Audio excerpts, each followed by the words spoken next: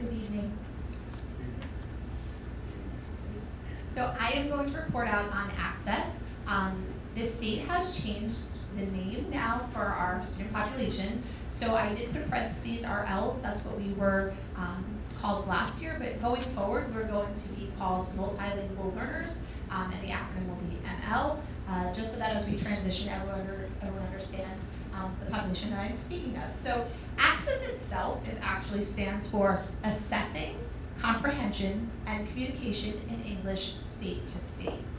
The test itself is broken up into cluster groups. So students in kindergarten take a paper and pencil test, and then students from grades 1 through 12 will take it online. There are two forms of the access and then alternate access. All of the students in Mahwah took the access test this year.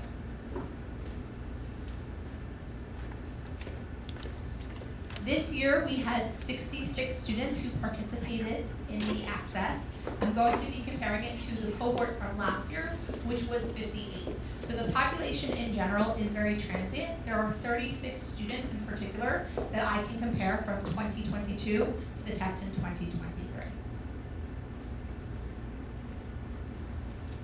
So this is just a breakdown of cluster groups. In the past, we have reported out on groups that are greater than 10, but it's important when you understand access. The access is really an individualized assessment for each student. So students take the assessment in listening, speaking, writing, and reading, and then they receive an overall composite score. What we're really looking at as teachers and within my department is finding the growth for each individual student. So when I'm reporting on this, I'm reporting as a whole. I'm not reporting on the individual growth student to student, which really for us in our instruction is the most important thing. So here are our access scores. You can see in that orangey color, it's the year 2022 results in comparison to 2023. As you can see in particular, the overall composite score did increase, but I do want to just remind you again that those numbers are different. You're comparing two cohorts. We did lose students along the way, but as you can see, we really do fall the way that the state and really majorly throughout the country are going to present in regards to listening and speaking, are usually in the harder of the areas for our students. Listening is greater, speaking is harder. Listening for our students is the first skill that's usually attained. So our students perform well in that. And as you can see, we really did this year in our composite score increase our understanding, and I'm proud to report that actually 83% of our students showed tremendous growth. So from the students who've remained here from 2022 to 2023, 83% of our students showed growth. 4 actually exited the program. So what does this tell us, and how do we really then shape the instruction for our students? What we started to implement last year, which we were excited about and eager to continue, was an individualized English language plan. And what this information did was break down the scores for all of our teachers. And it gave a background and a history into who our kids are, who they came as students first, how they're developing here, and it's a really important story so that our teachers know the whole story of our children.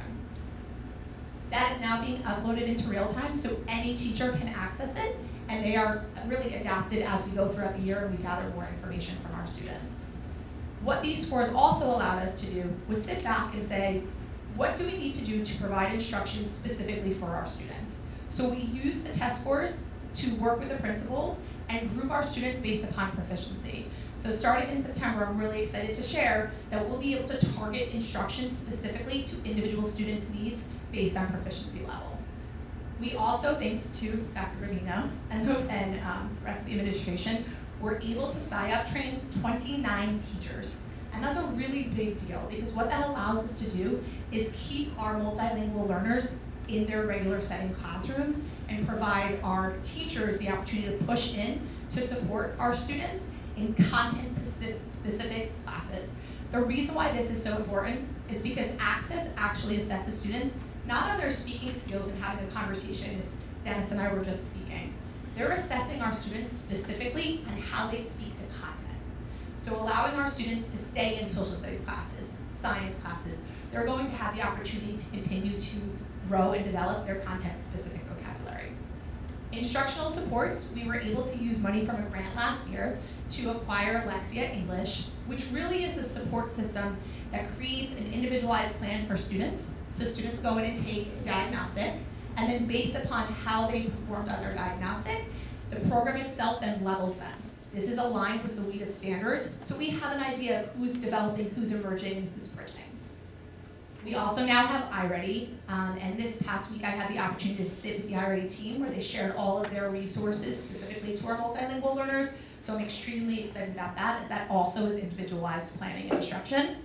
And then most recently we started with sentence frames. And the sentence frames are really great for our teachers in content-specific criteria and how to word questions specifically to language and math.